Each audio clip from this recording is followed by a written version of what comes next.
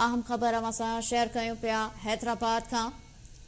अल ख़ैर सोसाइटी गुलिस्तान नूर मोहम्मद जॾहिं त मोहम्मद बख्श शोरो ऐं अल रहीम सोसाइटी वासिन धरणो हयो आहे।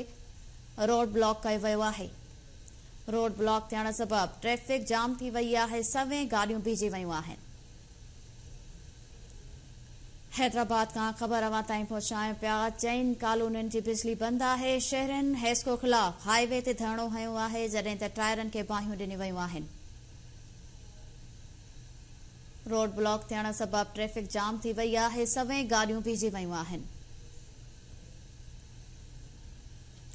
हैदराबाद खां ख़बर अवां ताईं पहुचायूं पिया। अल ख़ैर सोसाइटी गुलिस्तान नूर मोहम्मद बख्श शोरो ऐं अल रहीम सोसाइटी वासिन धरणो हयो आहे।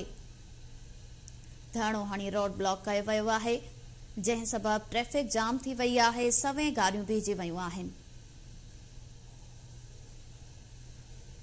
हैदराबाद खां ख़बर अवां ताईं पहुचायूं पिया। चइनि कॉलोनियुनि जी बिजली बंद आहे। शहरनि इन हवाले सां हेस्को ख़िलाफ़ हाईवे ते धरणो हणी टायरनि खे बाहियूं ॾिनियूं आहिनि। रोड ब्लॉक थियण सबबि ट्रैफ़िक जाम थी वई आहे। सवें गाॾियूं बीठी वयूं आहिनि।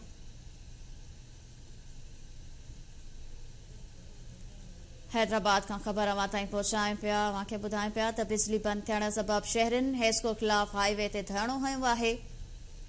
टायरनि खे बाहियूं ॾिनियूं वयूं आहिनि। तफ़सील मालूम कंदासीं। लाइन ते मौजूद आहे असगर खाणोठी। जी असगर, छा तफ़सील आहिनि?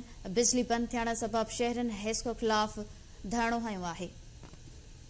जी बिल्कुल, हिन वक़्तु नेशनल हाईवे बाईपास वटि चइनि कॉलोनियुनि जे रहवासियुनि पारां धरणो हणी रोड ब्लॉक कयो वियो आहे। हिन मौक़े ते टायरनि खे बाहियूं बि ॾिनियूं वयूं आहिनि। शहरनि जो चवणु आहे त असांजी चइनि सोसाइटियुनि अल ख़ैर हाउसिंग सोसाइटी, नूर मोहम्मद हाउसिंग सोसाइटी, अल रहीम हाउसिंग सोसाइटी, मोहम्मद बख्श शोरो ओगोट जी जेका चइनि ॾींहंनि खां बिजली बंदि आहे, जंहिंजे करे शहरी जो चवणु आहे त सख़्तु परेशान आहिनि। हेस्को वारनि खे काफ़ी ॾींहंनि खां उहे शिकायतूं कयूं वयूं आहिनि, पर उनजे बावजूद बि उन्हनि बिजली बहाल न कई आहे ऐं 11,000 मेन लाइन मां असांजे अलाए कंहिंजी लाइन कटी वई आहे।